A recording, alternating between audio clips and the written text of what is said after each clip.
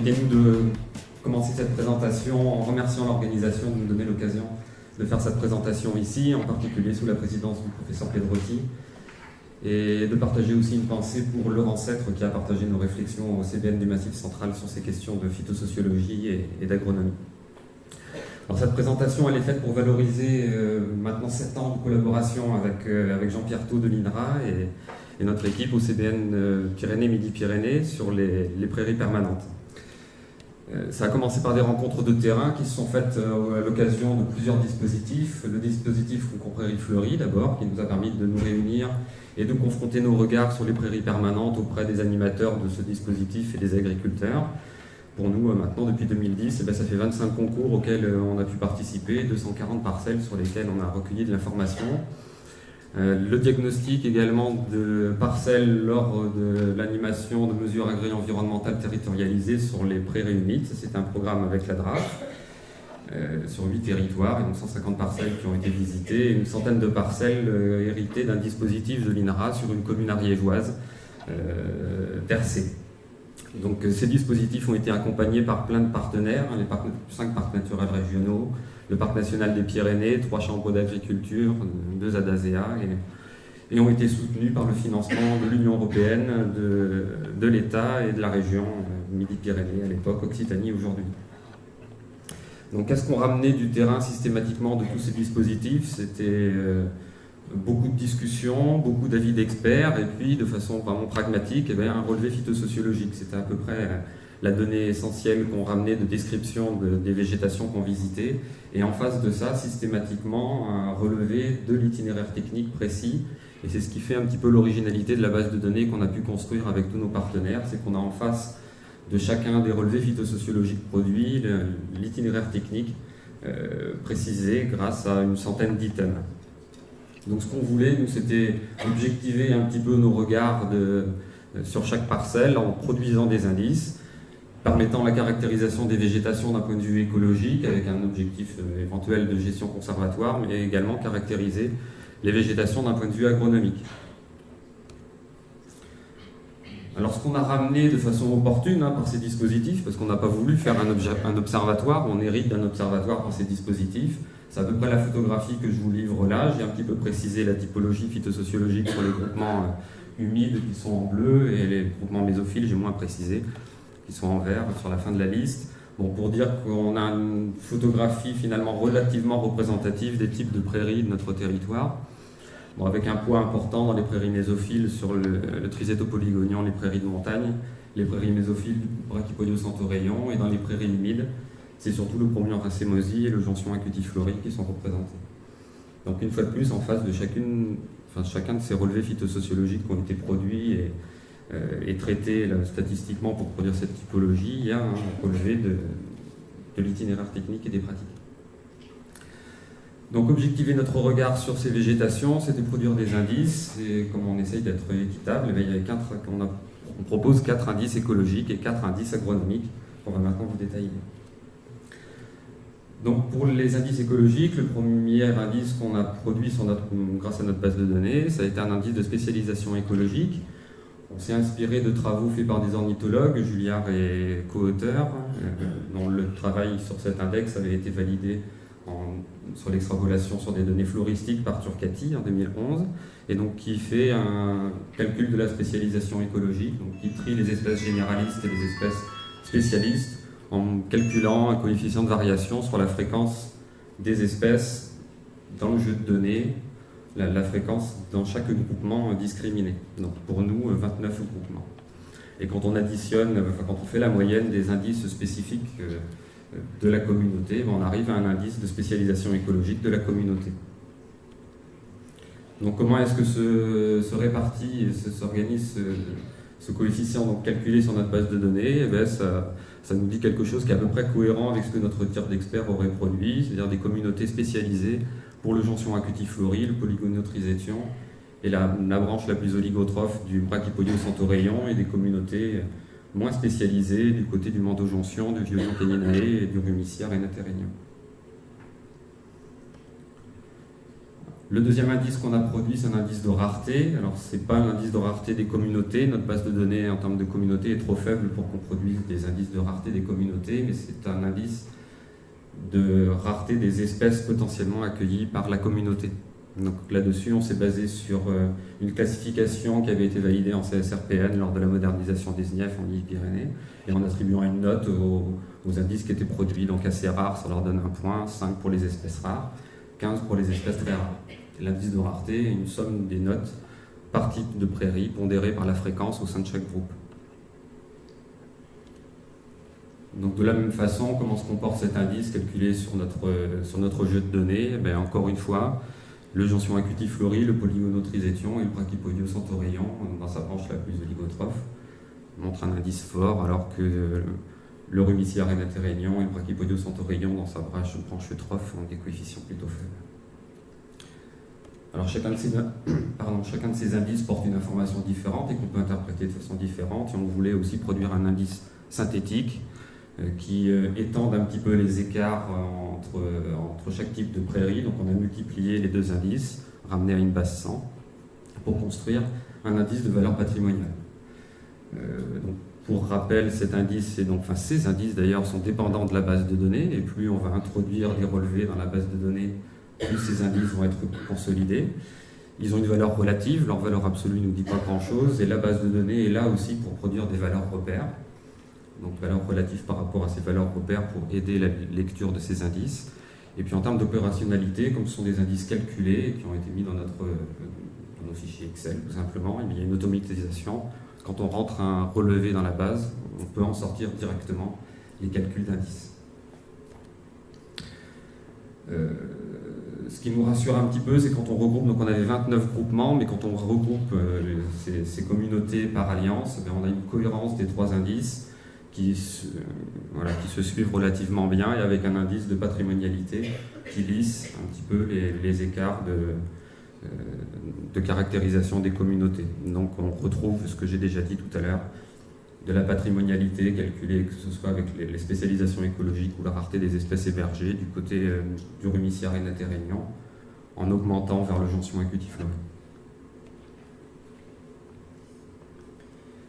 Alors, les indices agronomiques, ils ont été construits sur la base d'une typologie fonctionnelle des graminées qui a été bâtie sur 6 traits biologiques, dont un est déterminant, c'est la TMS, donc la teneur en matière sèche des limbes réhydratées au stade végétatif. Et vous voyez, sur ce gradient de TMS, on a cette TMS, elle nous intéresse parce qu'elle est un très bon trait de réponse pour déterminer la fertilité ou l'intensité de la défoliation des végétations.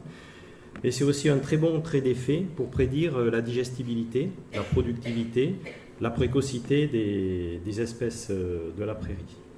Alors, on a créé 6 types fonctionnels de graminées. Il y en a 2 qui correspondent à des graminées productives et précoces. C'est les types fonctionnels A et B. On y retrouve, j'en ai mis quelques-unes, la houlque laineuse, le régras anglais, les fromentales, les fétuques élevées.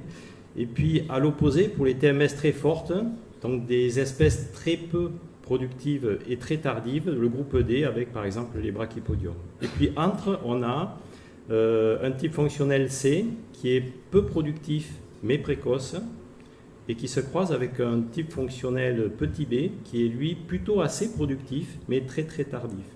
Ces deux groupes petit b et C, en fait, ils nous intéressent bigrement parce qu'en fait, ils rassemblent des végétations qui ont des rapports feuilles-tiges qui sont très élevés, et c'est-à-dire pour nous, qui nous informent sur des qualités de la ressource fourragère en termes de souplesse par rapport à l'usage.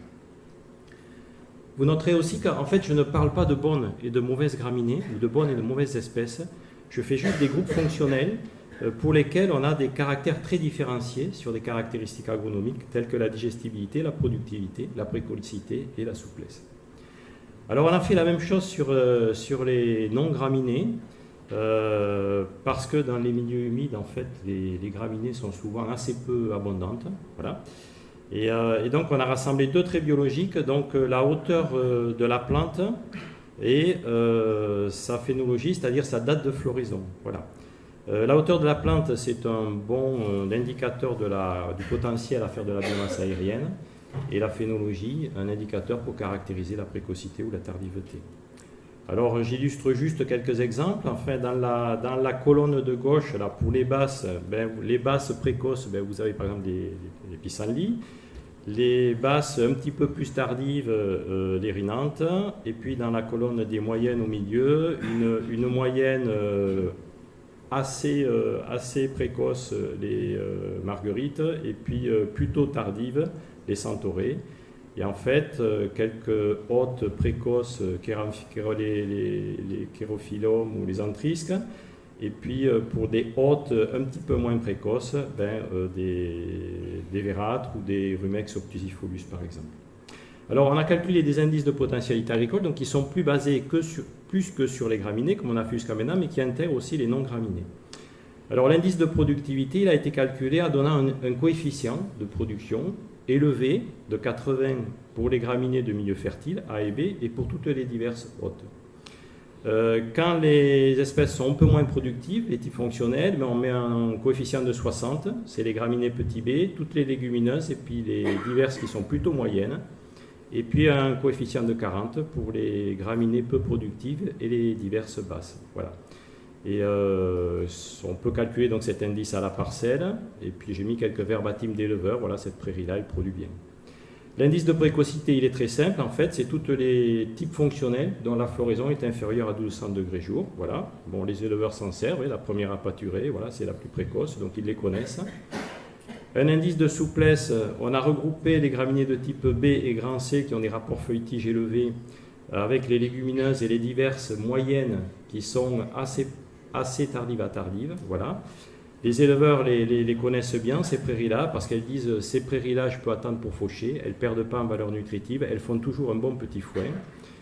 Et puis les indices de refus, on va y mettre les graminées de type D, donc des brachypodes, des choses qui durcissent assez vite, avec les diverses hôtes qui fabriquent des très très grosses tiges. Et dans les Alpes, par exemple, il y a des éleveurs qui me disent ces prairies à ombellifères, elles produisent beaucoup, mais elles fabriquent de la bûche, c'est-à-dire des refus que les animaux ne mangent pas. Alors, les prairies humides, là-dedans, en fait, on a essayé d'appliquer ces indices. Donc, elles représentent dans le dispositif que François a présenté 25% des parcelles. En fait, il s'avère que ce sont les prairies les moins productives. Elles sont assez peu précoces, mais elles ont une grande qualité, c'est qu'elles ont une grande souplesse d'exploitation. Alors, si on regarde un petit peu de quoi elles sont faites, ce sont celles qui ont le moins de graminées et de légumineuses. Et donc, ça veut dire que ce sont les diverses qui vont influer très fortement sur leurs caractéristiques agronomiques. Et si on regarde quels sont les types de diverses qui sont à l'intérieur, ce sont des diverses de taille moyenne, donc qui ne fabriquent pas des tiges très très grosses, et qui sont au moins d'une tardiveté assez tardive. Et c'est en fait ce caractéristique de moyenne et d'assez tardif qui va renvoyer ce caractère de souplesse à ces végétations.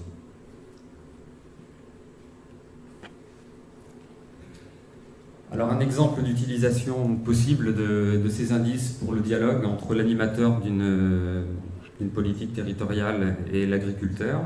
On a pris un exemple, celui de la fauche tardive. Alors pourquoi celui-là? Parce qu'il est porté par les mesures agro-environnementales, donc il fait partie des rares cahiers des charges disponibles pour le gestionnaire.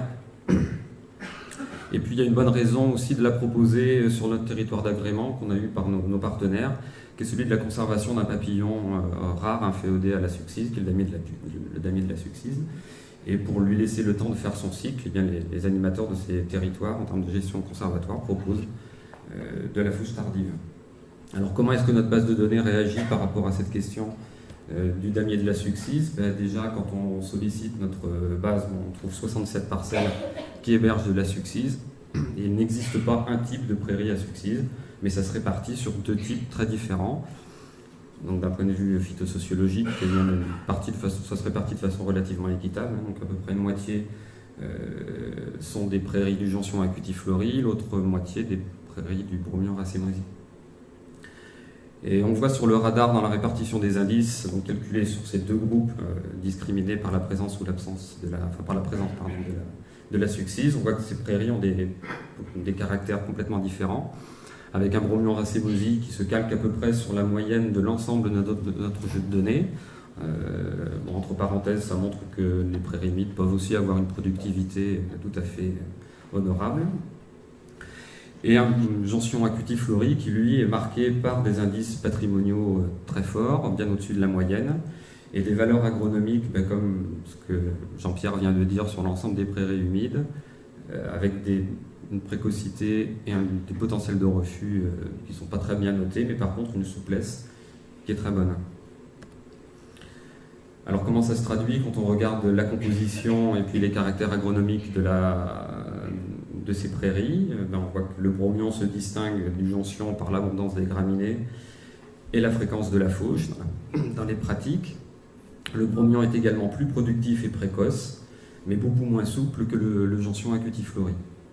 Comment est-ce qu'on traduit ces indices et pourquoi est-ce que ces indices de souplesse forts pour le jonction sont importants pour l'agriculteur et pour le porteur de la mesure? En général, la fauche se calque sur la date de floraison moyenne de la communauté végétale. Et on voit dans le graphe du haut que la floraison de la succise visée par la mesure se cale à peu près avec la floraison moyenne du jonction acutiflori. Et que du coup, quand on propose une fauche à ce moment-là, on est sur le pic à la fois de production mais de qualité du foin surtout dans le jonction acutiflori. Inversement, sur le bromion, si on demande de reporter la fauche pour se caler avec une date plus proche de la floraison de la succise et qu'on reporte d'une quinzaine de jours la date de fauche par rapport à la floraison maximum de la parcelle, enfin de la communauté, mais on perd considérablement en qualité de foin. Donc, dans le dialogue, on a là des éléments supplémentaires pour mettre l'agriculteur en face de la réalité de la mesure et de l'implication de la mesure. Les perspectives qu'on se donne, c'est que cette base de données, donc j'ai dit que les indices étaient d'autant plus solides que la base de données était importante. Les concours continuent, nos diagnostics continuent avec les partenaires cités. Donc tous les ans, on rajoute à peu près 50 parcelles au dispositif. Donc il devrait se consolider tous les ans de façon perpétuelle, le plus longtemps possible, j'espère. Des analyses supplémentaires sont en cours, en particulier pour valoriser le fait que les itinéraires techniques sont relevés. Là, on en a présenté très peu d'éléments, on n'avait pas le temps de tout présenter non plus, mais on a aussi beaucoup d'analyses nouvelles à faire sur le lien entre les pratiques et les différentes caractéristiques des prairies, et donc valoriser ensuite et diffuser ces résultats pour qu'ils puissent servir à du conseil agricole qui soit à la fois établi sur des valeurs agronomiques mais aussi des valeurs écologiques. Voilà, je vous remercie de votre attention.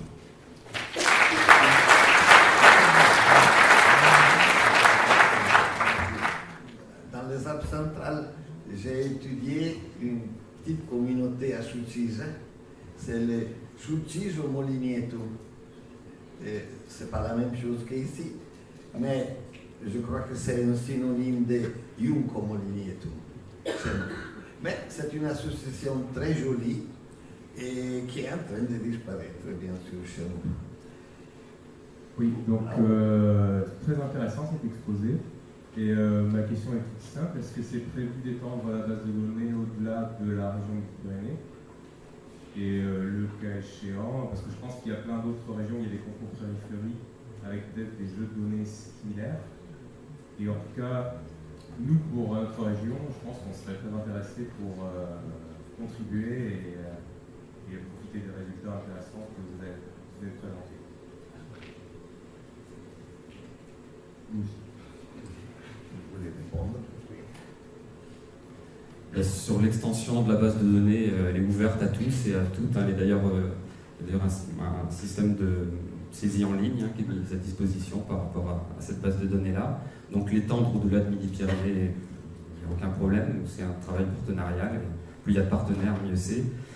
D'ailleurs, c'est déjà ouvert aux Pyrénées-Atlantiques, puisque notre territoire d'agrément au CPN Pyrénées-Midi-Pyrénées s'étend aussi du côté de la Nouvelle-Aquitaine, dans les montagnes des Pyrénées-Atlantiques, et on a commencé à saisir les données des concours.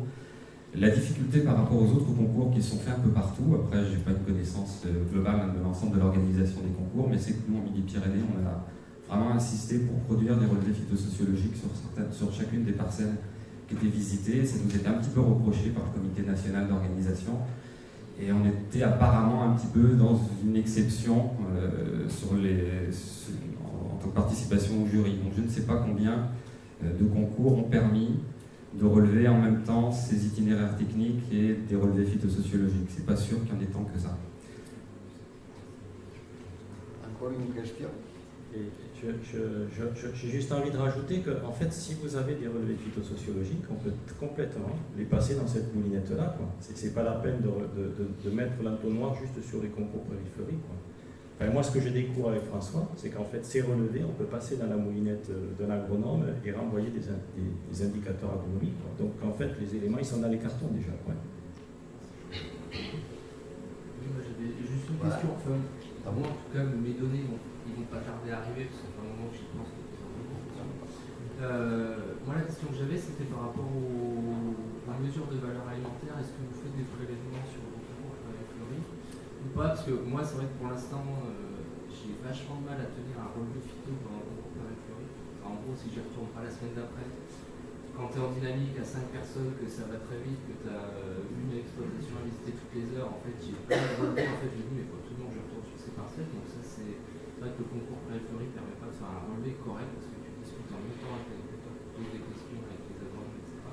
Et par contre, nous, je sais que sur le PNR des Vendardèche et sur les mots en Auvergne, on a à chaque fois fait demander à l'agriculteur de mettre de côté du foin et de faire du coup une vraie analyse de la valeur fourragère. Est-ce que vous l'avez? Parce que je trouve que ça, par rapport aux typologies fonctionnelles, c'est vrai qu'avec les collègues d'échange, on se pose beaucoup de questions par rapport à une typologie qui a été faite en conditions contrôlées. On a le sentiment que sur certains territoires, les espèces, elles n'ont pas exactement les mêmes comportements. Et je me disais que d'avoir vraiment cette valeur fourragère avec la récolte du fourrage, c'était intéressant à essayer d'avoir. Alors je réponds juste sur la toute petite partie du temps qui nous est donné lors des concours fleuris. Ça faisait partie des conditions de notre participation au jury, qui est bénévole et qui est sur la base de notre volontariat, que d'imposer le fait d'avoir un moment seul de visite de la parcelle pour y faire le relevé qu'on voulait. Et on n'est pas les seuls à en profiter, les autres membres du jury, ils en profitent également pour avoir leur grille de lecture par rapport aux végétations. Et c'est pas que c'est un petit temps supplémentaire, donc on passe plus d'1 heure par exploitation. Pour la question sur la valeur alimentaire, ce que j'ai envie de répondre, c'est que je disais tout à l'heure, il n'y a pas de bonnes et de mauvaises espèces. Ça choque peut-être. Mais enfin, je sais que tu es du Massif central, que tu connais la typologie du Massif central. Si on regarde, en fait, toutes ces analyses ont été faites sur les 60 types de prairies du Massif central, et en fait, elles sont sous forme de graphique, tu te rappelles, avec les évolutions de la valeur alimentaire, de la MAT, de la digestibilité. En fait, regarde, toutes les prairies oscille entre 0,5 et 0,6, je vais parler d'unité fourragère, par exemple, c'est pareil pour les matières azotées, et 0,9 à 1 UFL. Toutes. C'est juste le moment, la date qui oscille. Donc c'est le stade phénologique. Donc rentrer par les types ABCD, ça permet de se raccrocher à une grille phénologique et finalement d'avoir un très bon estimateur de la valeur alimentaire de l'herbe, sans passer par les analyses chimiques. Enfin, je fais ce raccourci-là parce que finalement, moi, je travaille comme ça maintenant. Et pour moi, les sondes de température sont essentielles pour discuter avec un éleveur sur la pertinence de sa date de fauche par rapport à la phénologie de la parcelle qui fauche.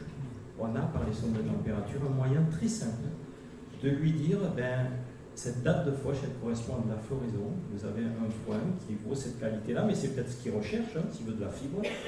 Par contre, si vous voulez quelque chose de plus digestible, il faudrait aller vers les piaisons. Mais en fait, l'éleveur, en toute connaissance de cause, peut le décider, en fonction de ses objectifs. Je ne sais pas si j'ai été clair. Mais en fait, je pense qu'on peut l'estimer.